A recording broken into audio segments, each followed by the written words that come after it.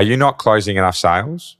Well, today I want to talk through one process audit that you can run to find the gap that is really impacting on your sales growth.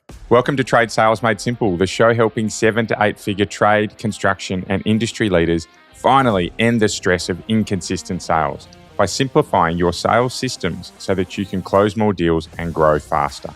I'm your host, Ben Wright, and over the last 15 years, I've helped hundreds of trade and sales leaders grow their businesses and generate over $200 million in additional revenue by simplifying their sales processes. Let's get started.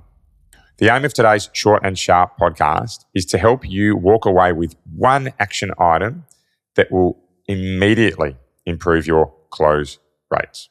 Big statement, right? But it's a big statement because I have done it so many times with so many businesses and seen it make the difference with almost all of them. So let's get straight into it, right? We're going to make this really short today so that you can get busy improving your sales. And the key thing that I would encourage, or I do encourage every single trade business that I work with to do when they start to look at how they can increase their close rates, is to find the spot where they are losing their customers the most. Is it at lead qualification? Is it a lead not even answering? Is it once you qualify a lead but can't get out to site? Is it once you get to site and you feel like you're losing them in your site audit? Is it post-quote? Right, you quote them and you never hear anything back. Is it after you ask for the business? Is it at a certain period, right, a certain time period? Is it a certain size deal? Is it a certain type of customer? Right, but what I really encourage any trade business to do that wants to increase their close rates is to go back their last 20 or 30 deals and have a look at where they think they've lost them. Now, for those in the Sold Out Sales Teams Academy, we actually work through this in a slightly different manner. We go through it step by step, and I tend to pinpoint those with them once we get to know their business. But for you, who's out there doing this on your own, what I'd really encourage you to do is to pull up the last 20 deals that you lost and go and have a look at where you lost them. Was it at the quote stage? Right, the landscaper that we worked with down in Melbourne was losing too many deals between their design presentation and their quote presentation. Right, the engagement was just dropping. So we put in a solution there to help them bring that to life. We had a solar business that was losing their customers at the decision-making time, and not because they wouldn't make a decision, but because the decision-making process was going from one person that they were presenting to a committee of 5 or 6 people. And they simply weren't getting known to that committee of 5 or 6 people.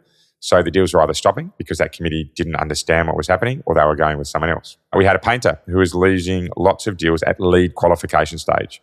So they were simply trying to quote everyone, which meant they were spending too little time on their quotes, which meant the quotes felt very robotic, which meant the quotes were poor quality, which meant the quotes were slow to deliver. So the end result was that they were quite simply quoting a lot, but not closing a lot. Now there's 3 examples. For you, your hole could be anywhere. But if you go through your last 20 deals, I would be very surprised if you didn't find 2, 3, or even 4 key themes that came out around where you were losing your customers. The key is, what do you do next about it? Right, and we're actually going to go through that in episode 249, which is coming up later in this week.